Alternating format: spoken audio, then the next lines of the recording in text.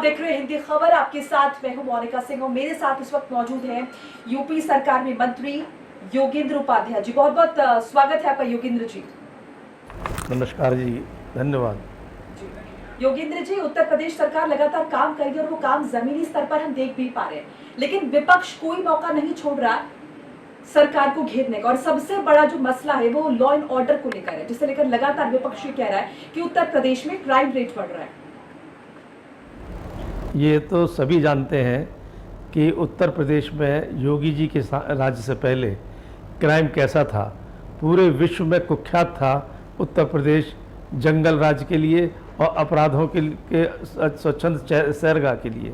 आज या तो अपराधी जेल में है या फिर उत्तर प्रदेश छोड़ चुका है, और जिसने कानून को चुनौती देने की कोशिश की तो कानून को उसको झेलना पड़ा, कानून की कार्रवाई को झेलना पड़ा। आज अपराधी दहशत में है और अपराध करने वाले दहशत में है। अपराध मुक्त उत्तर प्रदेश माननीय योगी जी के जो प्रयास है उसकी ओर अग्रसर है। इसलिए कानून की व्यवस्था के हिसाब से आज विश्व जानता है कि उत्तर प्रदेश इस समय नंबर 1 पर है। योगेंद्र जी, आप पश्चिम उत्तर प्रदेश में लगातार देख रहे हैं कि कांग्रेस पार्टी के सांसद इमरान मसूद लगातार स्टेटमेंट्स दे रहे हैं अल्पसंख्यकों के लिए, और उनकी स्टेटमेंट की वजह से ऐसा लगा भी कि शायद कहीं गठबंधन खतरे में तो नहीं। इंडिया गठबंधन का मैं जिक्र यहाँ पर कर रही हूँ, लेकिन अखिलेश यादव ने साफ कर दिया कि इंडिया गठबंधन पूरी मुस्तैदी के साथ सामना करने के लिए तैयार है 2027 के चुनावों में। आपका देखिए, गठबंधन वही करता है जो कहीं ना कहीं कमज़ोर होता है, और उत्तर प्रदेश में ने कई गठबंधनों के जोड़ियों को देख चुका है। एक बार उसने 2 लड़कों की जोड़ी देखी, एक बार उसने मायावती और अखिलेश यादव की जोड़ी देखी, कई बार उसने सबके गठबंधन देखे। लेकिन उत्तर प्रदेश की जनता जान चुकी है कि ये अवसरवादी लोग हैं, अवसरवादी गठबंधन है। उत्तर प्रदेश का और देश का यदि विकास संभव है और उसका एक दिशा और दशा सुधारनी है तो मोदी जी और योगी जी का नेतृत्व ही इस देश के और प्रदेश को सुधार सकता है। मैं ये समझना आपसे चाह रही हूँ कि देखिए, फिलहाल इराक और लगातार हम देख रहे हैं कि ईरान इजराइल के बीच जो माफ कीजिएगा दोनों देशों के बीच जो स्थितियां हैं वो अभी फिलहाल ठीक नहीं है। युद्ध स्थिति बनी हुई है, तनाव लगातार हम देख रहे हैं। तो ऐसे में भारत के लोग वहां पर फंसे हुए, उत्तर प्रदेश के लोग स्पेसिफिकली वहां पर काफी फंसे हुए हैं। तो इसके लिए उत्तर प्रदेश सरकार क्या कुछ कर रही है? किस तरह से आप केंद्र सरकार के साथ कोऑर्डिनेशन में हैं? देखिए, उत्तर प्रदेश सरकार ने हमेशा से ऐसी विपत्तियों में आगे बढ़कर काम किया है और मोदी जी के नेतृत्व में ये सब संकट से उबारा भी गया है। पहले भी ऐसे अवसर आते रहे और मोदी जी के नेतृत्व में पूरे देश का और योगी जी के नेतृत्व में प्रदेश का जो भी संकट प्रदेशवासियों या देशवासियों को आया, सब में मुक्ति मिली है। इस समय भी पूरा विश्वास है कि मोदी जी का सक्षम नेतृत्व और योगी जी के अथक प्रयास सुपरिणाम ही सामने लाएंगे कि जनता को चिंता करने की कोई आवश्यकता नहीं महसूस होगी। योगेंद्र जी, आप उत्तर प्रदेश सरकार में उच्च शिक्षा मंत्री हैं, तो शिक्षा विभाग से संबंधित कुछ और चीजें भी सामने हैं, जैसे कि स्कूल्स के मर्जर किए जा रहे हैं, प्राइमरी स्कूल्स के। तो स्कूल्स के मर्जर के पीछे सरकार की नीति क्या है? क्योंकि ये कहा जा रहा है शिक्षकों की तरफ से कि कहीं ना कहीं उनके रोजगार के साथ खिलवाड़ हो रहा है। देखिए, योगी जी की सरकार के बाद उत्तर प्रदेश में 8 सरकारी विश्वविद्यालय प्रारंभ किए गए हैं और लगभग 30 विश्वविद्यालयों को LOI, जिसमें से लगभग 25 विश्वविद्यालयों को LOP मिल चुकी है। जब इतने रोजगार के अवसर अपने आप उपलब्ध होंगे, जब 25 नए विश्वविद्यालय खुल चुके होंगे और 8 सरकारी विश्वविद्यालय खुल चुके, तो निश्चित रूप से वहाँ पर प्रोफेसर, क्लास 3, क्लास 4 की सर्विसेज और इनके अलावा अप्रत्यक्ष रूप से रोजगार के अवसर जो प्रदान होते हैं। कोई भी जब बड़ा एस्टेब्लिशमेंट कहीं स्थापित होता है तो उसमें अप्रत्यक्ष रूप से भी रोजगार के अवसर मिलते हैं। तो एक बड़े रोजगार देने की समस्या में उत्तर प्रदेश का उच्च शिक्षा विभाग ने एक अपनी अहम भूमिका निभाई है। लेकिन योगेंद्र जी, आपको नहीं लगता कि छोटे छोटे इलाकों में जिस तरह से पहले स्कूल्स खुले हुए थे और उनका मर्जर हो रहा है, तो कहीं ना कहीं पहले से ही ग्रामीण क्षेत्रों में ऐसा है कि वो लोग बच्चों की पढ़ाई में रुचि नहीं लेते, और अगर सरकार इस तरह का फैसला ले रही तो उन लोगों की रुचि और ज्यादा कम हो जाती है। तो उन्हें और ज्यादा मोटिवेट करना सरकार को नहीं चाहिए? उत्तर प्रदेश में जब से योगी जी की सरकार आई है, चाहे वो बेसिक शिक्षा हो, चाहे माध्यमिक शिक्षा हो, उच्च शिक्षा हो, सब में एक नए कलेवर, नए तेवर आए हैं और नए आयाम स्थापित किए हैं।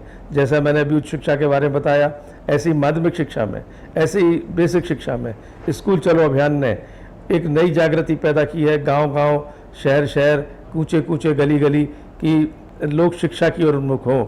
जब शिक्षा मिलती रहेगी, जो योगी जी की सरकार का प्रमुख मुद्दा है, कानून व्यवस्था तो सर्वोपरि है ही, साथ में शिक्षा और चिकित्सा, पढ़ाई और दवाई, ये आम आदमी को उपलब्ध हो, क्योंकि ये व्यवस्था न सिर्फ वर्तमान को सुधारती है लेकिन भविष्य को निखारती भी है।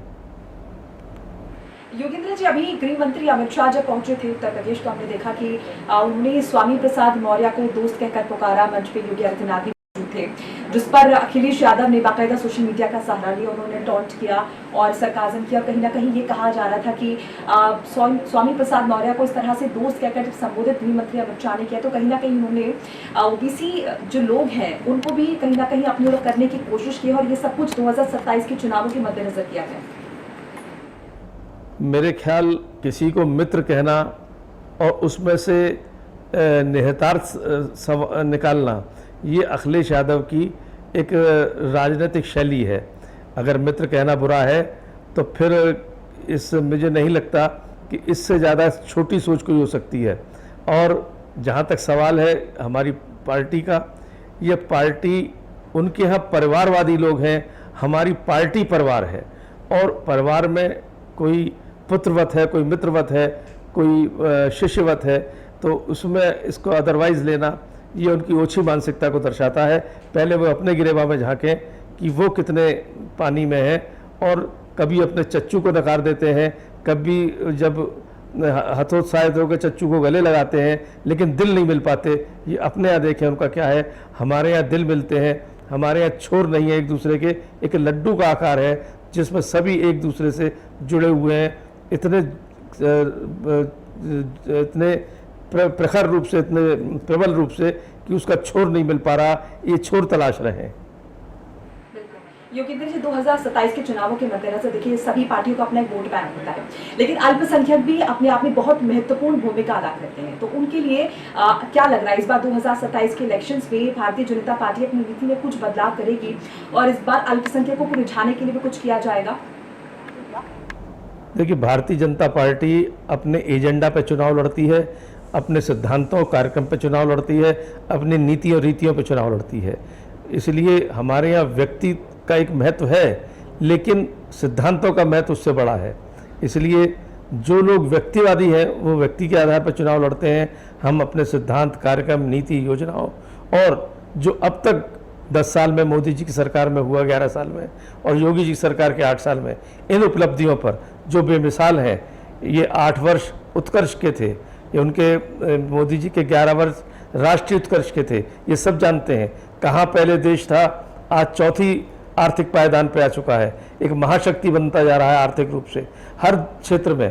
तो हम उन उपलब्धियों के आधार पर चुनाव लड़ेंगे।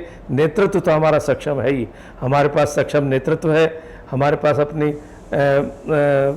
एक उम्मीद से ज़्यादा सफल उपलब्धियां हैं, और कार्यकर्ताओं की एक लंबी फौज है। ये तीनों का संगम हमको चुनाव की में फिर जिताएगा, इनको मुंह की खानी पड़ेगी।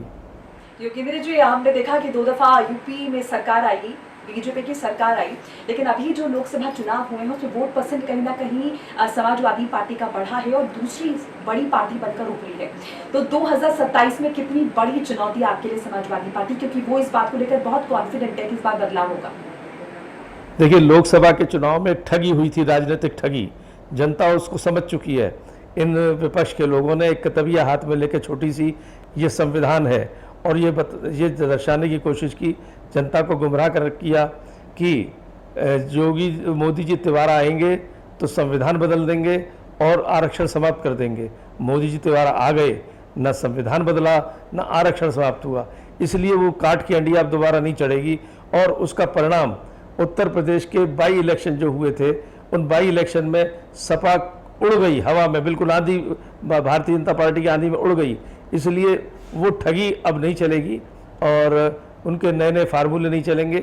जनता को मालूम हो चुका है कि एक तरफ राजनीतिक ठग खड़े हैं और दूसरी तरफ उन राजनीतिक उपलब्धियों का एक सशक्त और सक्षम नेतृत्व खड़ा है तो किसको चुनना है।